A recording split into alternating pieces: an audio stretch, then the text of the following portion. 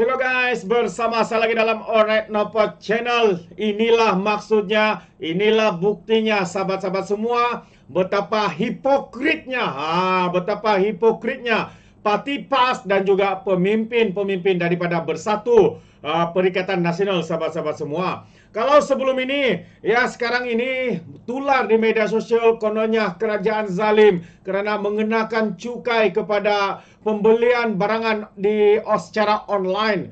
Ya, sedangkan hakikatnya sahabat semua, ya cukai yang dikenakan ini sebenarnya diluluskan dan telah dilaksanakan oleh Kerajaan Perikatan Nasional pada tahun 2022, sahabat-sahabat semua. Tetapi kerana kerajaan hari ini bertukar dan pelaksanaannya itu ditunda ya kepada tahun hadapan, ya kalau itu benar, ya ianya dilaksanakan pada tahun ini, bulan April tahun 2023. Dan perlu diingat, sekali lagi saya katakan, ya pengenalan cukai ini sebenarnya dikenakan dan diluluskan oleh Kerajaan Perikatan Nasional sebelum ini. Tapi hari ini, ya kita mendengar bagaimana perkara ini ditularkan, diviralkan oleh walaun-walaun tit, lebay-lebay, pentaksub-pentaksub daripada Perikatan Nasional, kaki-kaki fitnah. Mungkin anda tidak percaya, tapi hari ini sahabat semua, saya mau kita untuk melihat bagaimana terciduknya, bagaimana kantoinya, bagaimana hipokritnya ya Parti PAS ini, sahabat-sahabat semua. Jadi ya ini adalah berkaitan dengan cukai ya yang cukai LVG, low value good, silap ke tu. Jadi tanpa buang masa, saya ingin membaca kenyataan media ini ya, yang saya petik daripada Harapan Daily. LVG wujudkan perniagaan dalam talian lebih adil. Itu antara kenyataan ya daripada ahli parlimen pembangkang ya sekarang ini daripada Parti PAS. Bagi barang import bernilai rendah kena cukai mulai 2023. Ini adalah kenyataan berita, sahabat semua. Jangan lupa, jangan anda berlakon tidak nampak kenyataan-kenyataan berita ini sebenarnya. Ya, yang mana LVG ini sebenarnya diluluskan oleh Kerajaan Perikatan Nasional. Jadi hari ini walaupun terciduk rupa-rupanya lebay PAS sendiri pernah cadang kenakan cukai LVG. Jadi mari kita ikuti kenyataan berita ini yang saya petik ya daripada Harapan Daily, yang menyatakan bahawa keputusan kerajaan melaksanakan cukai jualan ke atas barang bernilai rendah LVG tahun hadapan menuai pelbagai reaksi orang ramai. Penyokong pro pembangkang tidak terlepas memberi reaksi sinis terhadap keputusan itu, biarpun usaha ke arah pelaksanaan cukai barangan atas talian telah digerakkan lebih awal oleh pemimpin daripada Parti PAS. Antara pengguna akaun Dewan Pemuda PAS Gombak yang memuat naik ciapan sindiran berbunyi Menteri Kewangan terbaik Asia Tiger Miao. Jadi ciapan itu bagaimanapun dibalas netizen dengan keratan artikel pada tahun 2022 yang menunjukkan bahawa ahli Parlimen PAS Sabri Aziz pernah mencadangkan agar cukai LVG dilaksanakan. Jadi hasil carian Harapan Daily pula menemui artikel berkenaan yang bertarikh 4 Ogos 2022 dan disiarkan di dalam portal lidah rasmi PAS, iaitu Haraka Daily. Jadi portal itu melaporkan ucapan Sabri bahawa pelaksanaan cukai LVG akan melahirkan persaingan lebih adil antara penjual tempatan dan juga luar negara. Jadi kalau anda sahabat semua tidak percaya bahawa perkara ini pernah dikatakan oleh pemimpin daripada PAS, saya ingin besarkan artikel ini dan biar anda nampak sendiri. Ini dia sahabat-sahabat semua.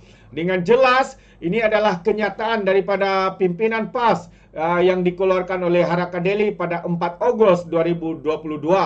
Jadi, cukai LVG melindungi peniaga tempatan. Itu antara tajuk yang diberikan oleh pemimpin daripada PAS ini. Katanya negara akan mula mengenakan cukai jualan sebanyak 10% ke atas barangan bernilai rendah LVG yang dijual secara dalam talian mulai 1 Januari 2024. Harga barang yang dikenakan cukai adalah RM500 ke bawah barangan yang dijual dalam talian.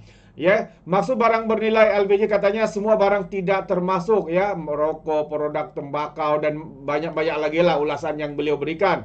Dan katanya lagi cukai jualan ke atas barangan import bernilai rendah LVG yang dibeli menerusi dalam talian akan melahirkan persaingan lebih adil antara penjual tempatan dan luar negara. Pengguna juga akan menyaksikan jurang harga produk yang lebih rapat antara barangan luar negara dan tempatan. Itu antara kenyataan ya daripada pemimpin daripada Parti PAS ini. Tapi hari ini sahabat semua, mereka katakan ya seperti komen tadi, inilah dia Tiger of ASEAN ya. Tapi sebenarnya yang melaksanakan cukai ini adalah Perikatan Nasional, Parti PAS yang bersama dengan Bersatu dalam Kerajaan Perikatan Nasional. Tapi hari ini mereka pula memusingkan segala fakta. Kononnya inilah Menteri Kewangan yang hebat ya. Ya, tapi sebenarnya sahabat semua, mereka lupa. Mereka sedang memburukan ataupun menembak ya pemimpin mereka sendiri daripada Parti PAS, sahabat-sahabat semua. Betapa hipokrit. Ini yang saya katakan, betapa hipokritnya mereka. Jadi secara ringkas, Malaysia sepatutnya mengenakan cukai LPG sebanyak 10% ke atas barangan berharga di bawah RM500 yang dijual secara dalam talian berkuat kuasa 1 April 2023 di bawah belanjawan 2022. Ya, pada tahun 2022, PAS dan juga Perikatan Nasional berada dalam kerajaan pimpinan Datuk Seri Ismail Sabri Yaakob. Namun pelaksanaan cukai itu telah ditangguhkan oleh Jabatan Kastam pada Mac tahun ini. Bagaimanapun ironinya, penyokong PAS atau Walaun tidak pula menentang usaha tersebut, apatah lagi memberi reaksi sinis kepada cadangan pelaksanaan cukai LPG pada waktu itu. Tipikalnya PAS komen pengguna. Dulu PAS jadi kerajaan tidak ada yang bantah. Jadi pembangkang membantah pula.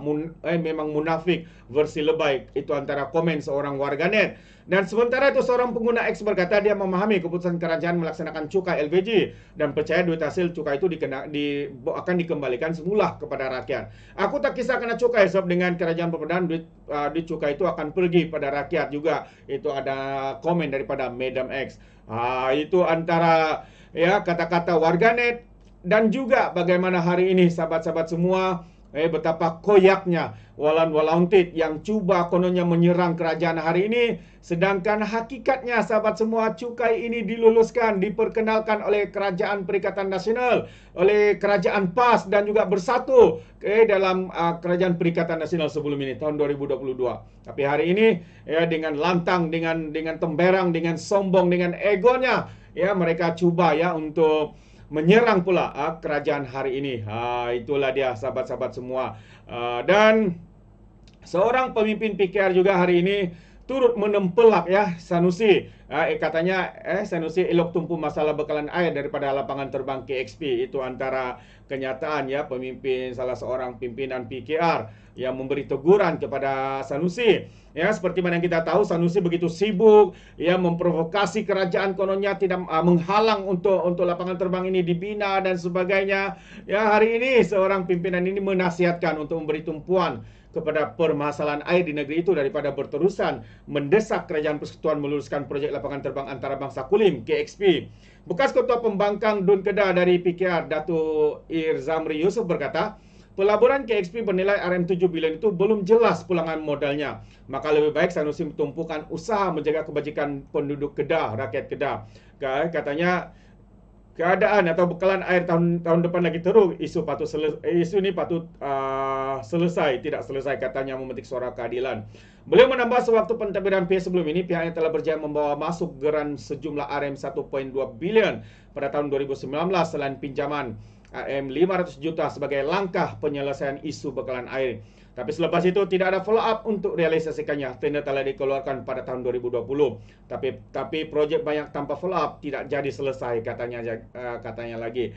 Jadi itulah dia sahabat semua. Ya, Walaun Tit ini lebay-lebay pimpinan PAS begitu yang sangat jelas pada pandangan saya. Inilah kebobrokan, kedangkalan. Mereka membuat kenyataan sembrono, sedangkan mereka tidak cek pun siapa yang luluskan, siapa yang laksanakan, dan adakah pimpinan mereka juga sebelum ini menyokong ya cukai LPG ini dilaksanakan. Tanpa membuat periksaannya, apabila mereka berkata, mereka pula terciduk ya dengan kenyataan mereka sendiri. Inilah betapa bangangnya, betapa bodohnya Walaun Tit ini. Sepertinya mereka tidak punya otak sahabat semua. Mungkin karena mereka menggunakan otak di lutut. Itu dia. Jadi bagaimana pandangan Anda? Anda boleh berikan komen dalam ruangan komen. Terima kasih. Izinkan saya untuk mengundurkan diri. Dan seperti biasa, peribahasa mengatakan, tapapun kangkap, 2 ton keinginan. Dalam bahasa Melayunya, tepuk dada, tanya selera. Sekian saja daripada Orang Dapat Channel. Kita berjumpa lagi. Bye-bye.